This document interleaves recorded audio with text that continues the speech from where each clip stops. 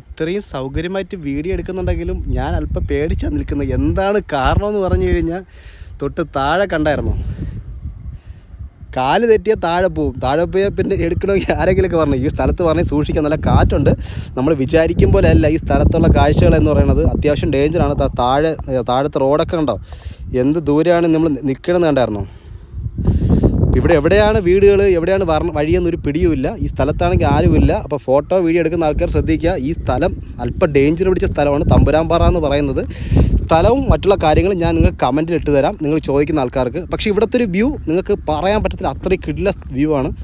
ഇതിൽ രണ്ട് കാര്യമുണ്ട്. ഇതിൽ ഒരു ചെറിയൊരു പ്രതിഷ്ഠയുണ്ട് ഇവിടെ. ഇതാണ് ആ പ്രതിഷ്ഠ. ഇപ്പോൾ ഇവിടെ വിളക്ക് കത്തിക്കാൻ മറ്റു സൗകര്യങ്ങളൊക്കെ ഉണ്ട്. പിന്നെ അത് മാത്രമല്ല ചുറ്റും അവർ കവർ ചെയ്തിട്ടുണ്ട്. പെട്ടെന്നാരും ഒരു വന്യജീവി ഒന്ന് കയറി വരാതിരിക്കാൻ വേണ്ടിയായിരിക്കാം. ഇതിലിപ്പോൾ വീടുകളൊക്കെ പെട്ടെന്ന് കുറവ്. പക്ഷേ നമ്മൾ താഴെ ചെല്ലും വീടുകളൊക്കെ ഇഷ്ടം പോലെ കാണാം. പക്ഷേ ഇവിടെ വീടുകൾ എവിടെയാണെന്ന് ഒരു പിടിയുമില്ല കേട്ടോ. കണ്ടായിരുന്നോ? ടോട്ടലി ആ ഒരു പ്രതിഷ്ഠയും മറ്റുള്ള കാര്യങ്ങളും മാത്രമേ ഉള്ളൂ, വേറെ ഒന്നുമില്ല. അപ്പോൾ ഞാനിവിടെ മണിപ്പോൾ എത്രയായി? മണി 1 അപ്പോൾ നമുക്ക് സത്യം പറയാൻ പോകാനുള്ള സമയമായി. കാര്യം വെച്ച് കഴിഞ്ഞാൽ അധികം നല്ല സമയമെടുത്താണ് ഞാൻ വന്നത്.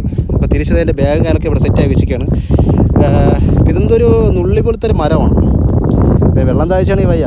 നമുക്ക് താഴെ പോയി വെള്ളം കുടിച്ചിട്ട് പെട്ടെന്ന് എസ്കേപ്പ്. കാര്യം വെച്ചാൽ ഇവിടെ മഴ പെയ്യാൻ വിചാരിച്ചു. നേരത്തേക്ക് മഴ പെയ്തായിരുന്നു ഈ സ്ഥലത്ത്. അപ്പം കൂടുതലൊന്നും പറയുന്നില്ല. നെക്സ്റ്റ് കിഡിലെ ഒരു പാറയാണ് കാണാൻ പോകുന്നത്. പാറ എവിടെയാണെന്ന് പറഞ്ഞു കഴിഞ്ഞാൽ അത് ആ പാറയിൽ പോകുമ്പോൾ കാണിച്ചു തരാം.